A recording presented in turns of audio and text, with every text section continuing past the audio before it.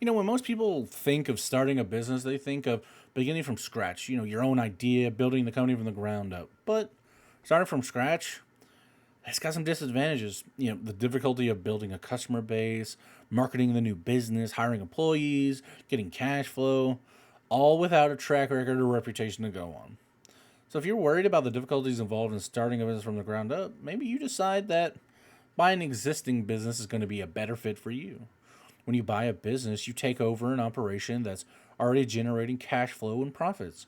You have an established customer base, reputation as well, employees, right? And you don't have to reinvent the wheel, setting up new procedures, systems, policies.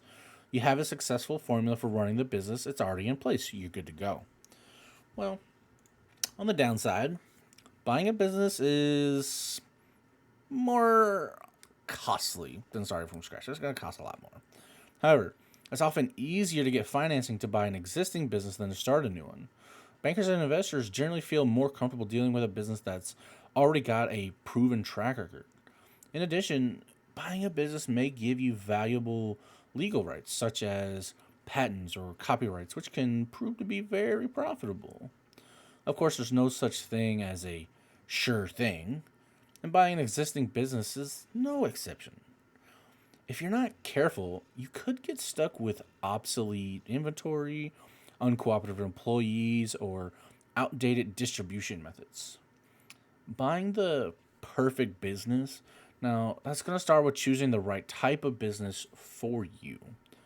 Now, the best place to start is by looking in an industry you're familiar with and one that you understand. So, you need to take a moment and you need to think long and hard about the types of businesses you're interested in and which are going to be a best match for your skills, your experience, right? Also, consider the size of the business you're looking for: employees, number of locations, sales. Now, pinpoint the geographical area where you want to own a business. Maybe kind of look over the labor pool, the cost of doing business in that area, wages, taxes. Now, you got to make sure that all this stuff is acceptable to you. Once you've chosen a region and an industry to focus on, investigate every business in the area that meets your requirements. Look in the newspaper classified ads under business opportunities or businesses for sale. You can also go online. There's a couple websites that sell businesses, right? And just because a business isn't listed doesn't mean it's not for sale. This is such a big thing. I know a bunch of people who have bought businesses from people who were retiring and they were going to close the business down because their kids didn't want to continue on in the business. They didn't want it. And they were just going to close the business. So instead, boom, got a business out of it. Right? Talk to business owners in the industry. A lot of them might not have their business up for sale, but would consider selling it if you made them an offer. Put your networking abilities and business contacts to use. You're likely to hear of other businesses that might be good prospects as well. Now, when purchasing an existing business, you're going to put together what we're going to call an acquisition team, right? This is going to be, your banker, an accountant, an attorney, and you're going to need all these people to help you. Now, these advisors are essential for due diligence, which means reviewing and verifying all the relevant information about the business you're considering. When due diligence is done, you'll know just what you're buying and from whom. Now, the preliminary analysis starts with some pretty basic questions. Why is this business for sale? What's the general perception of the industry and the particular business? And then what's the outlook for the future? Does or can the business control enough market share to stay profitable? Are the raw materials needed in abundant supply? How have the company's product or service lines changed over time? You also need to assess the company's reputation and the strength of its business relationships. Talk to existing customers, suppliers, vendors, contact the Better Business Bureau, industry associations, and licensing and credit reporting agencies to make sure there's no complaints against the business. Now, while you and your accountant are going to review key financial ratios and performance figures, you and your attorney should investigate the business's legal status.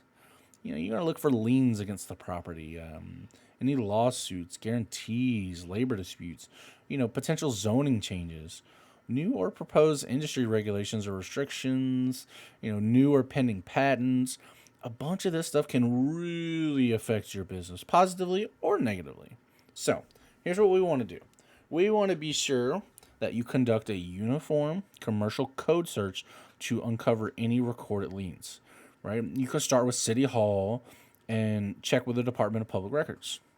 Then we're going to ask the business's attorneys for a legal history of the company and read all and old new contracts. So we need comprehensive. We need to go over everything, right? Then we're going to review related pending state and federal legislation, local zoning regulations, patent histories.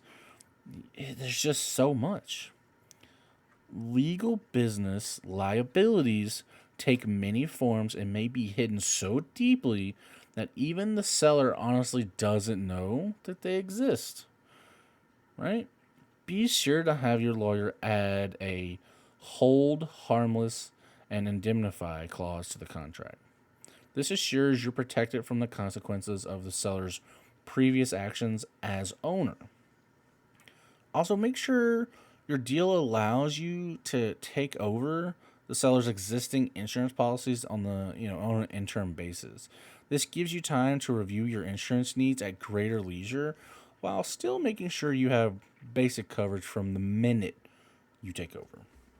So, at the end of the day, you could buy a business, you could start a business. Starting a business is fairly cheap, but it's definitely going to be a much longer journey to profitability. It might even be a lot more headaches. Buying a business, well, you can look at the business, you can see the P&L statement. You can find out real quick this business is a good business, this business makes money, and this is something that you understand and you know. Boom. Banks are more likely to give you money, give you a loan to buy the business, than they are to give you a loan to start your own business. So, it really comes down to, again, your situation and where you're at. This is why we keep saying, make sure you look at all the information, do your research, do your due diligence, and make the right choice for you. At the end of the day, that's all you can do. Make the right choice for you. All right? So, here's what I want you guys to do. Like the video, share the video, subscribe to the channel, and then come back for the next video. But until you come back for the next video, y'all be safe.